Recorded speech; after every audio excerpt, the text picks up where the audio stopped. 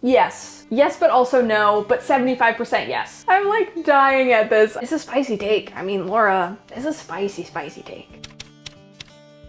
Okay, a few weeks ago, I asked you guys in my community tab to provide me with your hot takes on everything and anything planner community. So today we're gonna go through what you guys sent in. I'm gonna read some of them. I'm gonna respond. I'm gonna add hot takes of my own. It's gonna get sexy. It's gonna get wild. It's gonna get hot. Well, it's gonna get reasonable. We have a PG YouTube channel here, so it's gonna get plannerific, let's say. I really, really appreciate everyone who commented on that community post. I will leave it down below if you guys wanna go read the full spectrum of comments. I'm not able to read absolutely everyone's comments in this video, but if I don't get to your comment in the video, please know that I read it, I loved it. So in this video, I'm gonna go through and I'm gonna read some of your comments and react to them, add my own hot takes, and see what everybody has to say about the planner community. Whew. I don't know why I'm nervous, but let's go. Okay, hot take number 1 from 4C Aperture. My hot take is that most Bujo YouTubers aren't actually bullet journaling, just creative or junk journaling in a dot grid notebook. Yes, okay, I definitely agree with this hot take. I think it is so true. Bullet journaling has gone from being sort of like a pure system based around productivity and almost mindfulness to an SEO keyword that planner YouTubers can just like slap on their planner videos regardless of what their planner video actually contains. A lot of you also commented in responses to this comment that we get a lot of people who have deviated way far away from the original bullet journal system. So now people who look up bullet journaling don't even know what they're getting into, which I think is so true. I think personally, if I had to give a hot take of my own, the biggest offender of this was Matt Diavella's video on bullet journaling. He just approached it a completely weird way. And if you watch that video and you know anything about bullet journaling, you're like,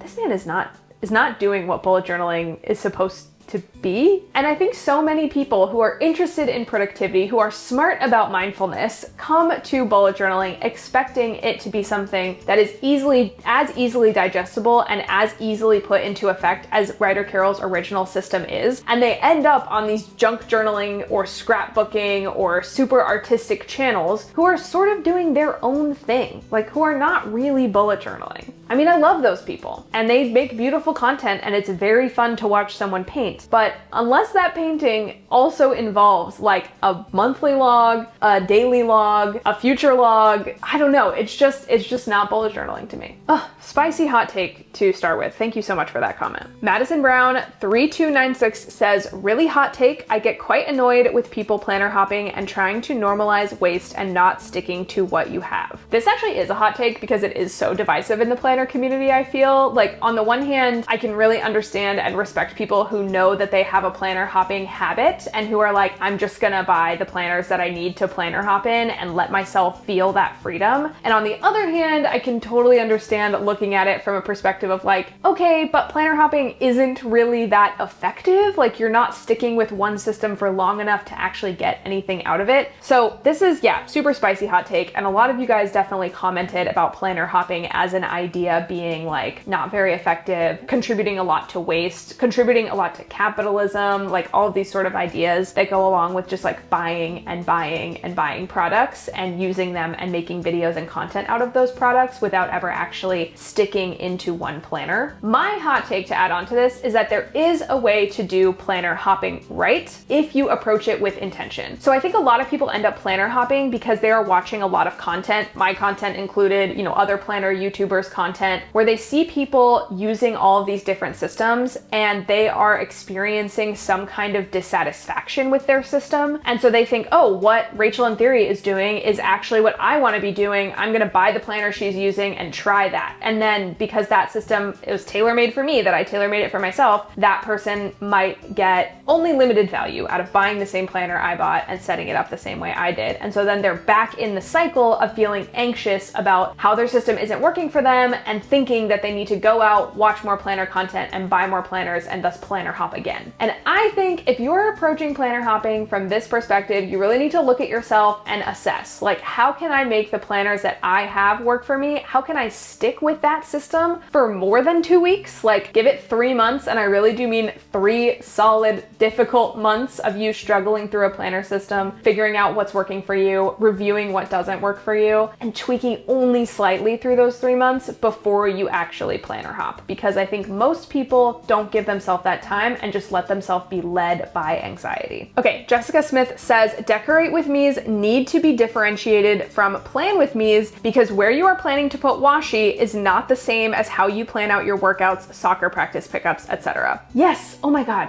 chef's kiss, Jessica. I love this take. I think there needs to be a planner community-wide differentiation between something that's like, here's how I plan and here's how I decorate. I love watching those decoration videos, especially from my favorite creators, because they're usually really chatty and really fun, and you sort of get a sense for what their life is like and their personality, but that's just a different style of video. It's more like vlogging to me, where I'm watching because I like someone, not necessarily because I'm like getting a lot of substance out of it, since I don't decorate in my planners. But those things that are actually plan with me's, that are like walking you through the thought process of like, okay, I need to do XYZ thing here, and then also do ABC thing over here, but I have to do ABC thing before I do XYZ thing. Here's how I'm rationalizing that in my planner. That kind of content gives you so many good ideas for how to plan and improve your planning system, but there's just no differentiation for it in terms of what you're Googling or what you're searching into YouTube. And so yes, hardcore agree. If you make decorating videos, just title them Decorate With Me. If you make planning videos, title them Plan With Me. It's so simple. MLCR PNTR, Mulkler Plunter, says, a lot of people in the planning community aren't making helpful content because they don't have enough of a workload. I work as a full-time engineer while doing my master's, and I don't feel like there's enough content for people struggling to maintain massive to-do lists.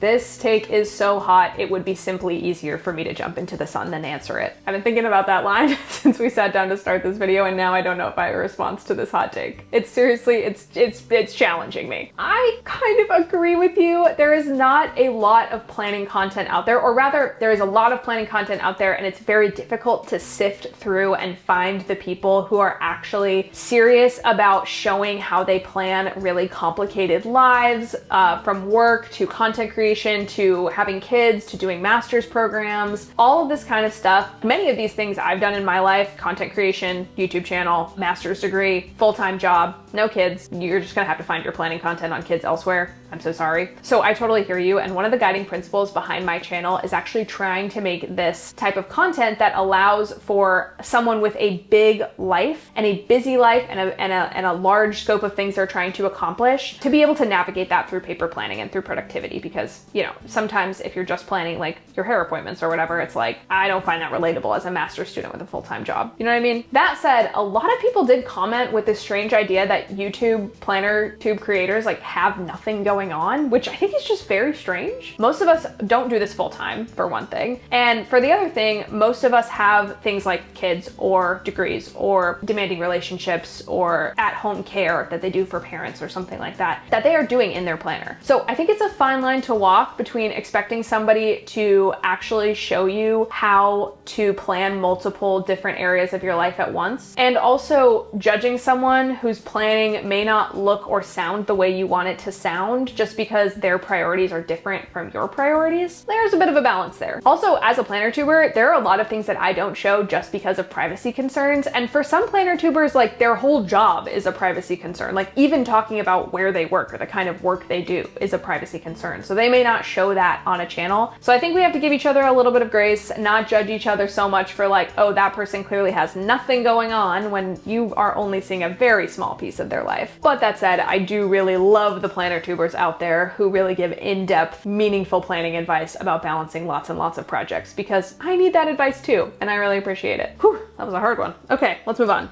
Speaking of planners and staying organized, I have something to share that's been a super cool addition to my routine lately. You know how I'm always trying to find ways to stay on top of my ideas and tasks? It's basically this whole YouTube channel. Well, I recently discovered me.bot, and it has been making a huge difference. So here's the thing. I have tried many different apps to keep me organized, but me.bot is just different. The more you share your thoughts and feelings with it, the more it learns about you. It's like training your own AI partner. Like earlier, I was brainstorming video ideas and my mind was just all over the place. So I recorded this super messy voice note, and me.bot actually turned it into an actionable to-do list, which was amazing. And the next day, me.bot even checked in with me to see how I was doing with it. It asked how my video video prep was going. It suggested some ideas that felt tailor-made for me. It totally cleared my mental clutter and made it a lot easier to video prep. Plus, when I click on each task, me.bot gives me personalized action steps and even pulls ideas from related notes that I've made. It's like it knows exactly what I need to do. Another thing I love, you know how we all save YouTube videos for later, but we never actually watch them? Me.bot can take those videos, pull out the key points for me, and connect them to my related projects. So cool. The more you interact with me.bot, the more it personalizes itself to your needs. Unlike ChatGPT, which only answers when you ask, me.bot actually reaches out proactively to you to check up on you and see how your progress is going. If that sounds up your alley, check out the link in my description to give me.bot a try for yourself. Thanks again to me.bot for sponsoring this video. Now let's get back in the arena. Luniasta says, hot take, nobody needs 6 notebooks. People need to just admit that they like it. It's about a hobby and not necessarily for organization. This is one I actually disagree with. Love you for making this take, Luniasta, like no shade. And I think maybe what you're getting at is like planner tubers will often show you gigantic stacks of notebooks that they are promising to fill every single page of, especially notebooks that are dated planners where it just seems like impossible that they're gonna fill out like 6 or 7 different dated daily pages every single day. I mean, that is just a lot of content to put on paper. But that said, I will never ever judge someone for having a ton of notebooks because I am an avid notebook user. Like, I need a notebook in order to think my thoughts, if that makes sense. So when I hear people say that they use a lot of notebooks, I usually assume that they have those notebooks for specific purposes. Like, one is their pocket catch-all notebook. One is a notebook that they use to think about complicated things in their job. One is a notebook that they use to plan out their creative hobby. These are things that I have used notebooks for, or sometimes planners for in the past, and it's all been really useful to me, even if it's sometimes just planning out something and then saying, okay, that was the use case for this notebook, now I'm done with it. I still think that is a valid use of notebooks, and yeah, you're never gonna get me judging someone for using a lot of notebooks. I think that can be useful, personally. I don't think it's efficient to have different planners for work and life. It's just better to have separate to-do lists, but use one planner because your workday does affect the rest. Yes, but also no, but 75% yes. I find that for me, and for most people, buying and using one planner and trying to fit as much as you can in that one planner is overall a better exercise than buying multiple planners and trying to fill them for work, for personal, for health, for creative projects, for working out. Like, when you approach planners and you think that you have to have a unique use case for, or rather you think you have to have a unique planner for every individual use case in your life, I think it makes people go crazy, whereas most would benefit from just the practice of having one planner and trying to incorporate everything in that one planner. Now, I will say having something separate for work and for personal is something that I can really get behind because some people's work lives is just super, super private or super, super confidential, and their personal lives just shouldn't really mix with those things, or vice versa, your personal life is really private and you don't want to just like out on the desk when you're in your office. So I can understand splitting those two things up, but I think if you're a new user of planners and you come to PlannerTube, it can be really challenging to sift through all the content for these high-level folks who have multiple planners because they're pros at using multiple planners and they have enough time to fill them out. It starts to make you go crazy thinking you need all those planners, but you really don't. You can just use one. That's my spicy hot take. Libramo says the commonplace notebook. Seems like people are just renaming their journals. The commonplace notebook is something specific. It's not a journal or diary. Yes, oh my God, yes. So true. Commonplacing is in danger of having what happened to bullet journaling happen to it, if that makes sense. So commonplacing or commonplace notebook is now just a term that one can search in Google or in YouTube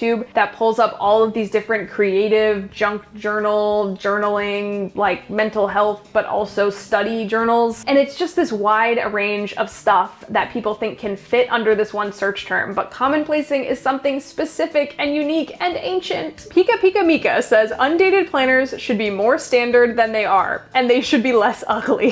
Pika Pika Mika, I have nothing to add. Beautiful take. Loriana Carter 5996 says, I would love to hear a discussion about if an EDC works. I am a one planner person. To have a smaller duplicate, why not just have your planner be portable? I can't with these 3 to 5 planners at a time. So for those of you who don't know, an EDC stands for everyday carry. And there doesn't seem to be a real good definition of what an everyday carry is in the planner community. For most people, I think an everyday carry looks like a small portable planner in which they put the most important information from a variety of other planners that they have that are larger, that maybe need to be kept at a desk at work or kept at home because they're simply too big to carry around. And I think what Loriana is getting at here is that the duplication is just not worth it. And I really agree. I used to be someone who duplicated a lot of information between my digital planners and my paper planners. And as I have gotten busier and busier, I have started to really reject the idea of duplicating information because it is so confusing. You don't have one single place that your brain trusts. This is sort of why I'm on the one planner grind right now. I only have one dated planner that I'm using for everything. And it's so much easier to just be like, that task or that project, oh, that's in my planner. Not, oh, that's in my everyday carry and I need to transfer it over to my home planner and then I need to make a little note about it in my work planner. It's too complicated. The duplication is too complicated. So yeah, here, I will sign your petition for an everyday carry to just be like the regular single planner that you use. Ghostly Plans says, Moleskines aren't really that bad. You just have fancy pens. Yeah. Nothing to add here. I love a Moleskine personally, and I don't use fancy pens. Racissy Bloom says, I think we all need to let everyone journal the way that makes them happy, and that includes YouTube content makers. No real response to this except thank you. This was a really nice comment. The Daily Planner Michelle Macias says, hot take, fountain pen users who spend serious money on pens but don't work on their penmanship. What is the point?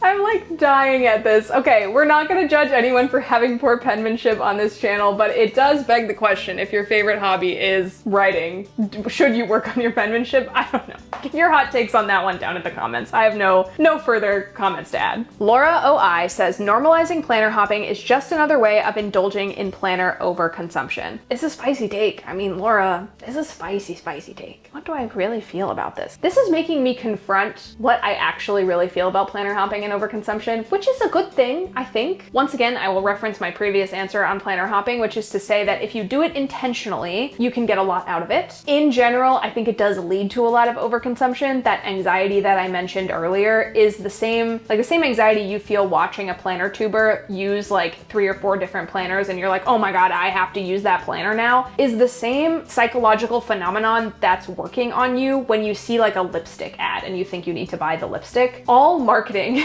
and arguably all content creation has this added function of building in some kind of envy or some kind of anxiety that makes you feel like you need to be doing that thing also. Planner tubers are doing an aspirational kind of thing when they make planner content. Yes, lots of us like to do real, functional, here's what I actually use type of content, but we're also editing that, couching it in these explanations of how we use them that sound really good when we're filmed on camera. It is not a lie, but it is all kind of couched in marketing and communications skills. So it's really important to be aware when you're watching somebody show off their new planner, look for the clues that tell you whether or not this is something that's actually working for them. Does it seem like they have a good history with this product? Does it seem like they've used it for a long time? Or are they just jumping in at random to different planners? Because that will help you understand if you should actually buy that product and planner hop into that product. This is a really complex topic, and I think sometimes we all get a little touchy-feely around it from both sides of the argument, just let me planner hop, I want to have fun, to don't planner hop, it's overconsumption. And I think both things are valid. So if you guys want to hear a more in-depth argument about it or in-depth video about it, leave comments down in the description box below. I haven't made a video on it in a while, so would be definitely happy to talk about it again. Okay, there is no way that I could respond to absolutely everybody's hot takes, but I super appreciate everybody leading the hot takes. Hello, Kat. She's here for the spice. Thank you so much to everybody who commented on that post and who watched this long video. I hope you guys got something out of it, maybe felt like you weren't alone in your hot takes about the planner community, maybe learned some things from these hot takes. If you have further hot takes, leave them down in the comments section below. Let's turn it into a bloodbath, people. If you like this video, I did a prior video about hot takes. I will leave that up here on the screen next to my head. Thank you so much for watching and for being subscribed. I love you so much, and I will see you in the next one. Bye.